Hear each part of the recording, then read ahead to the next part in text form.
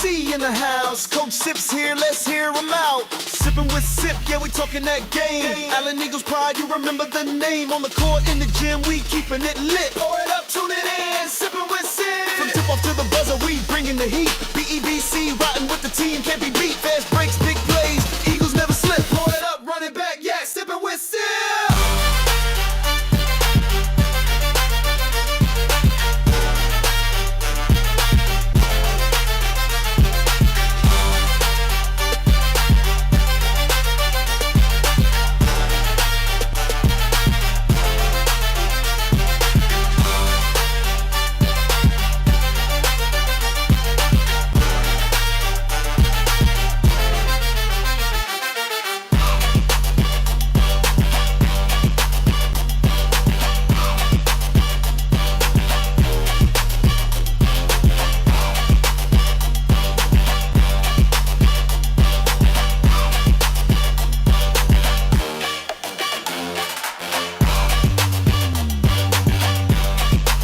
Cip. Evening, everybody. Good evening. Hey, Happy Sunday. Good evening. Yeah, Do we we have like we need a sippy cup for Coach Cip. Oh, a sippy cup. Sippy cup. I don't We- think That's what so. it is. We need an adult version of a sippy cup, like a big sippy cup. huge, Exactly. yeah. Or you could just put that Red Bull can out there. My wife wouldn't agree with that one. Yeah, speaking of which, we got rebuked for that at the Princeton game the other night for having your little AI figure that we use in this podcast will have having you with a Red Bull can in your hand. That's better than another can. So Yeah. That is true, but she brought that up. I was like, "Oh, great! I'm in trouble with the missus, and that's never good." we need a Red Bull sponsorship now. That's what we Ooh. I know just the man to call. need. I will get on that. I know who to call. All right, we are going to go back. Excuse me, 2 district games this week. One away, one at home. And I guess we'll start at Tuesday night in Princeton. Allen takes the victory 76-68. We talked a little bit about this game last week with you, Coach, and kind of give us your take on how it went as compared to what you thought was going to happen. It was a tale of two halves, or a tale of two games, really. Started off really strong. Really started off the game playing our style. Once again, a really good team in Plano West. It's a young team, but a very talented team. And they're well coached, and they want to play a very slow-paced style. And I thought in the first quarter we got to play our style, and in the next 3 quarters we played their style. Okay, let's stop for just a sec because you're on Plano West. We were talking Princeton. Oh, I'm so sorry. Yeah, we got 2 I games. misheard Yeah, your Princeton question. first. Two. Yeah. Well, Princeton, same thing, tell the two halves. I think it applies to both. We played really well the first half. I thought we, once again, that was one of the best jobs we've done of executing a game plan. They're very athletic, very long. They had number 50 is probably one of the best offensive rebounders I've ever seen or coached against. They're just a really athletic group who can really hurt you if you don't get into the fight with them, per se. And after the game, there were 12 winning plays in that game that I thought we did really well, which is really high for us. And I thought we did the little things enough to win. And Princeton's one of those teams that can get really hot. They have great guard play. They almost beat McKinney. They beat Plano. So it's another really good team that will most likely really fight for a playoff spot. So to come away with the win there was big. And, this year has been unique in us being able to hold a lead and, just pretty much finish out the game strong. We're still trying to figure out how to do that as a group. And, but the good part is we found a way to win, even though we faced a little adversity in the third and fourth quarter. I think they even took a lead, and we were able to kind of rebuttal back and, just find a way to finish it. I think we individually have talked about it. All of us have been. I don't know if James has seen the game yet, but the rest of us have. And it seems to be this, and it will have the same theme in the Plano West game when we talk about it. you had a 14-point halftime lead. And like you said, they came back and took the lead. Actually, I think it was late third or maybe in the fourth. I'm not sure which. And that seems to be kind of a theme of just about every game that we've been to is you come out, you do it what you like you say, you play the kind of ball, the style you want, you get a lead, you get a significant lead, and then it goes away. Yeah. And so what in your mind is the cause of that? We're still trying to figure that out a little bit. As a group, I think we get kind of complacent with, or our sense of urgency goes down a little bit, our alertness and awareness to do exactly what we need to do to be effective. I think we let up a little bit as a group who hasn't really experienced winning a ton and is new to what it really takes on the varsity level to do that for 4 quarters and the attention to detail it takes. And I think we start off really well because, we're reminded of it. And once we get a lead, I think we kind of let off the pedal and, that allows teams to come back into the game. So we have to keep finding ways to, just keep reminding them of the little things it takes to win and play the kids that can do that, when it gets into those moments. Well, one guy that, I know you're going to rely on all year and we talk individually, because we give player of the game magnets to who we feel, does something special every night. And again, we talk about Neo every week, and I know you're leaning heavily on him, not only in minutes played, but he's being very productive in those minutes. Yeah, no, he's been phenomenal. What I could expect of him coming back and being a main piece of last year's team, everything of my expectations for him, he's exceeded them. Into scoring, into leading us, into just holding our team together and raising everybody's level of play. He's been so good at that. And I think that's been a key component of why we've been able to pull out some wins and some close games. And really the only games he hasn't played the whole game, we've lost. So every game he's played the whole game, we've been successful. So I think, that just says a lot about him and his impact on the game. Yeah, he dropped 28 against Princeton, but then you again, I keep stats and they're not official. It's just what I get during the games. You had 2 other players in double figures that night. Austin Lowenberg and then Dylan Matlock Reed both got in the double figure column as well. And I think that's what's interesting that we look at is we like, okay, who's going to be the person that steps up with Neo right. Every night? Against McKinney, Kadarian dropped 30 in kind of Neo's absence there, and so he kind of let it in. But then you wonder every night who is it going to be, because I think you've got a lot of guys in there that could potentially fill the bucket every night. A lot of different guys that can get hot and do that. I agree. We're being at Allen, we prided ourselves on being a deep team and a team where multiple guys can step up and not one guy feels like they have to carry the load. And this year, obviously Neo does carry a large load, but I've been proud of different guys that have stepped up. I thought Austin Lowenberg he's played very, very well all season long, and he's really came along on the offensive side of the basketball of just doing little things that a senior needs to do, making open shots, making the right reads, defending appropriately. So, he was one of those that were kind of our 9th, 10th guy last year. So he has, some experience in playing in some big games, but, his senior leadership, and, he's not as vocal maybe as a Neo.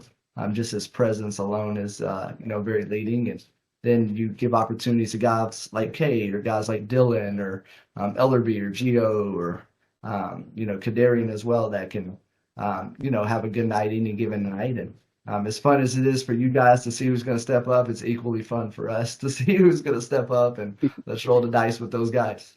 Yep. You just never know.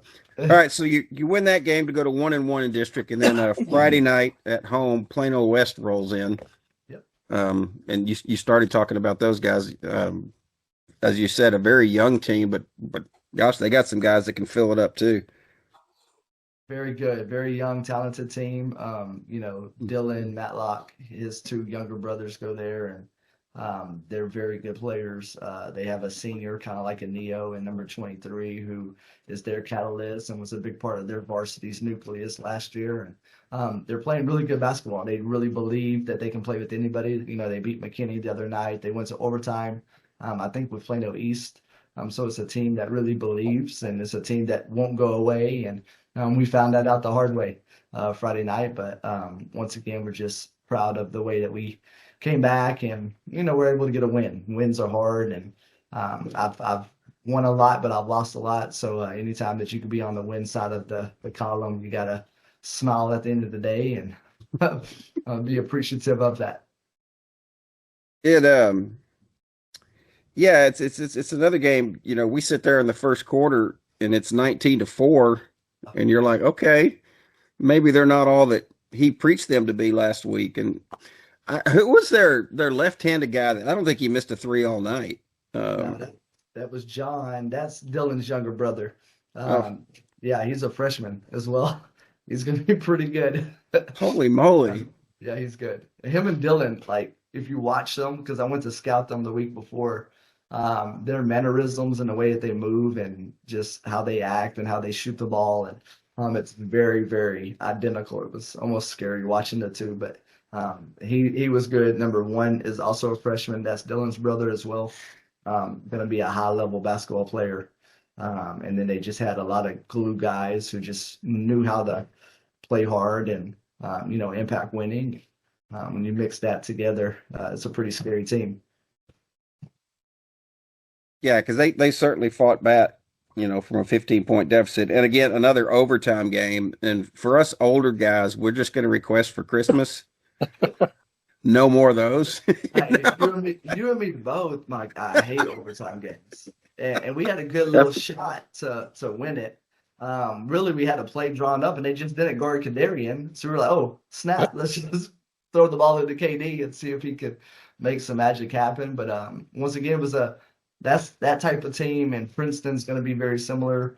They wanted to really slow down the game and not let us play fast. And, we played 66 possessions that game, and, we're usually closer in the 80s. So, like I said, the first quarter we played our style of play. We got up and down. Our defense really impacted. I think they turned over the ball 4 or 5 times in the first quarter, and I want to say they turned over the ball 3 more times the next 3 quarters. So, we just didn't execute like we needed to, and we played Plano West basketball the next 3 quarters, and it showed. And luckily, we had enough time in overtime to get it back our way and find a way to win. Someone was going to say something. Was that David or Nolan? Yeah, I assume we have to double our blood pressure medicine. My gosh, and there for a minute, like, and I'm a pretty even kill guy. Like, I think people might disagree with that. Yeah, we've seen that a lot on during games. You're real even kill. As far as me believing we're gonna win, like I always I never get into a point in a game really like, okay, we're not gonna win this game. But there was one point I was like, oh my gosh, like, are we really gonna lose this stupid basketball game? I was the Kane hits at 1-3. I was like, nah, we're not gonna lose. So yeah, you get to overtime and outscore them by 8, to win 74-66, which was a good win given everything that went on in that game. And I want to ask you about this. And again, we talk about this every year with you, and it just seems, and I don't know, the consistency in refereeing in basketball is just way out of whack these days. I don't know how you feel about it. It's just, it depends who you get. And then some of the stuff you see, in fact, we even heard a ref tell you on a controversial call, you might be right. And I'm like, oh, wait a minute. If he's telling you that, then how? That's the same one that told me to sit down. I said, do your job then. I like to say, and once again, like, refs we talk about it with our kids all the time. Part of the game that you can't control. Like, we're going to worry about things we can. So I really try not to. I leave that to you guys to really tune in and thank you. just, remind them of the job they're doing. So I try to focus on, what's in front of me a little bit more than that. But there was one As you moment, should. and I've had a ref say this to me, and he was kind of the head of the chapter and said, "Hey, when you get mad at a call, it means more to us that we probably really did miss it, or like we really need to go back and look at it, because you don't get upset at every little thing. Where some coaches, they just gripe at every little thing, so I think they kind of get brushed off a little bit." McKinney. I didn't say it. We're saying it. We're saying it. I coached the Allen Eagles. That's all I know.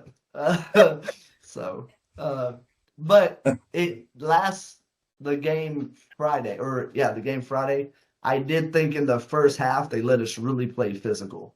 We really got to get in guys and turn them, and we were allowed to play vertical. And then in the second half, I thought we blew our whistle just quick, so it was harder for our kids to get adjusted. So that part of it is hard, because as a kid, especially in our pace and how we play, and we pick up full, and we're usually in contact with somebody, you try to get a feel for how they're calling. And sometimes when it's a tale of two halves like that, it makes it a lot harder. They started off in the girls' game. They let them play football up and down the court. It was that. and we go, hey, if that's the way it is, I hope it goes our way too. But Well, yeah, there were no fouls called on either team in the first quarter. Yeah. Yeah, in your game. Yeah. Yeah. Second quarter, it was all every foul was on us and none on them.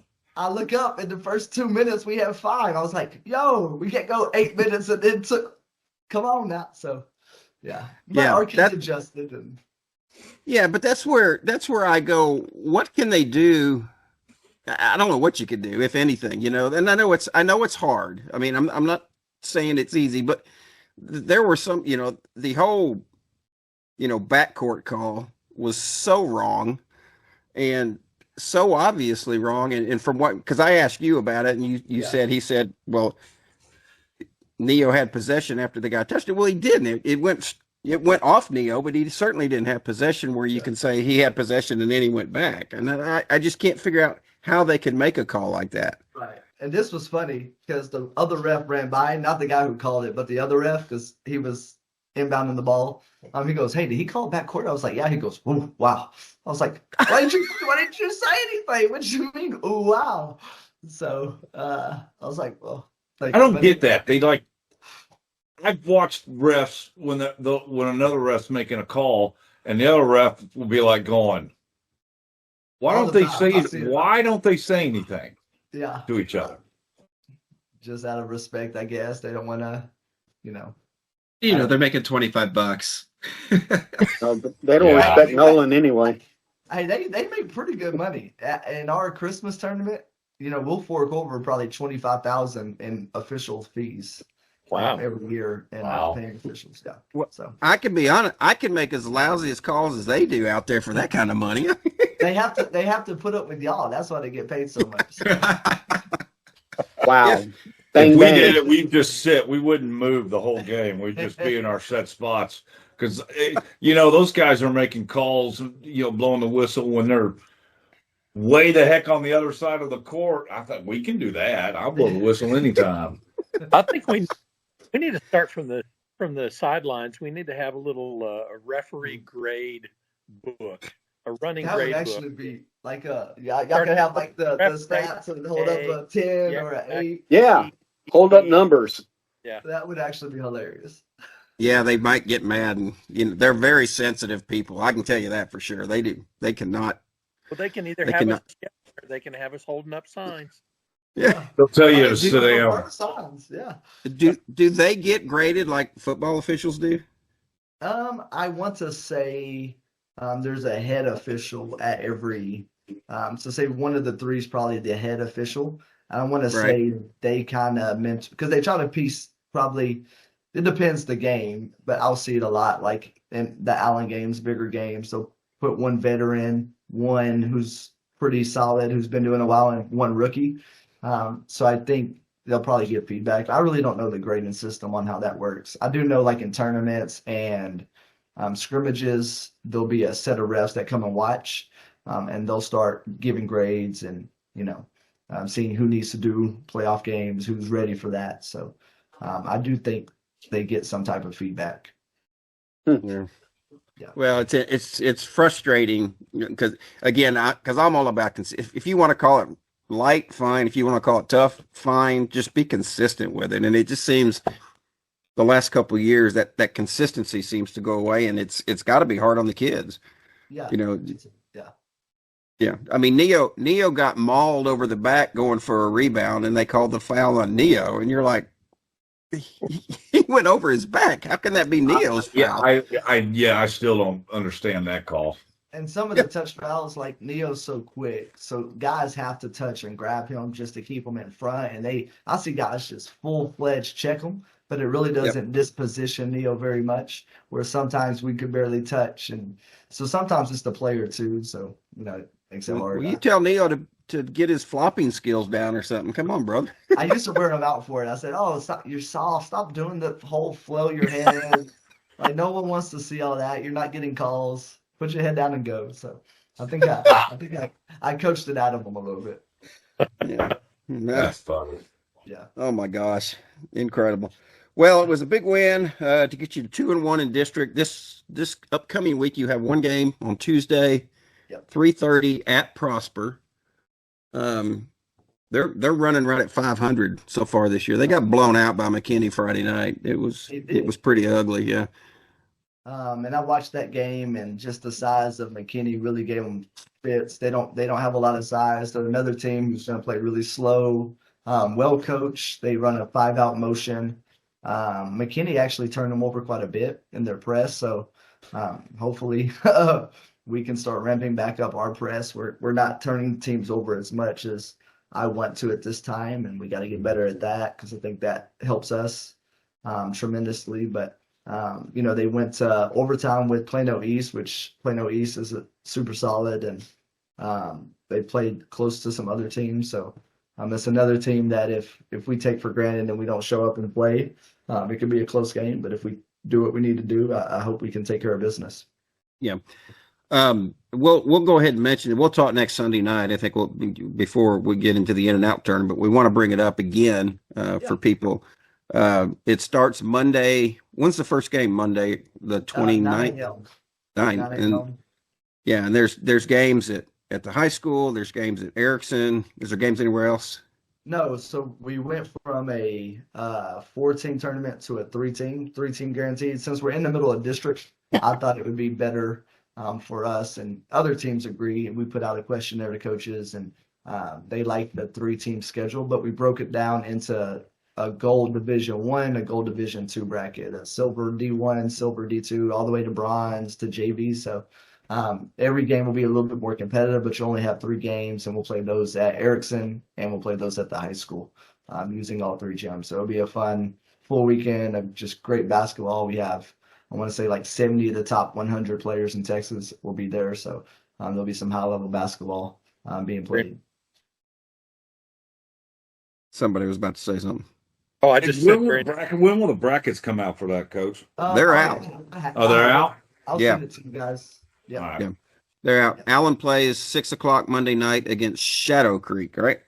Shadow Creek. So when you do a instead of a 16 team bracket, you do an 8-team bracket. There's no like easy game to put yourself against first round.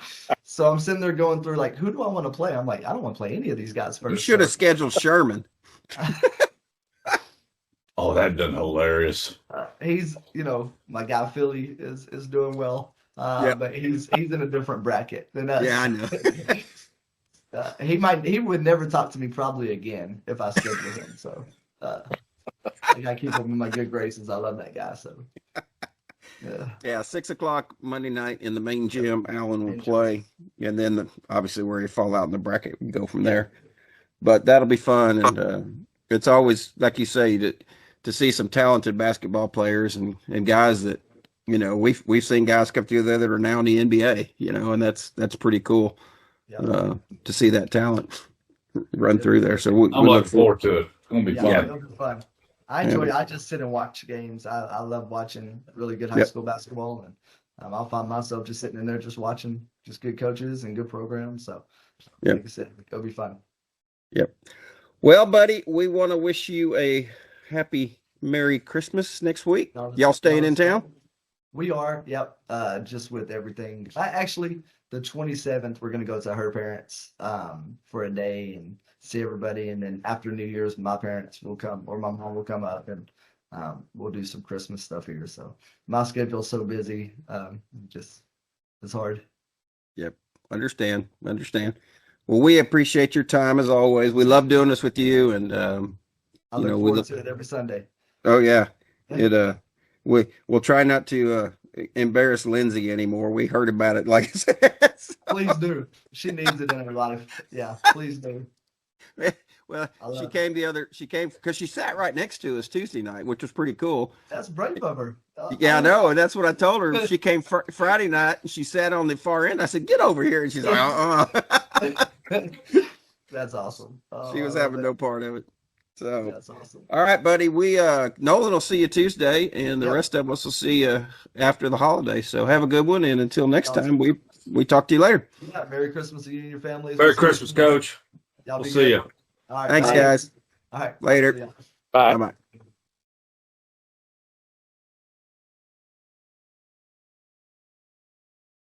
Hello? Bye.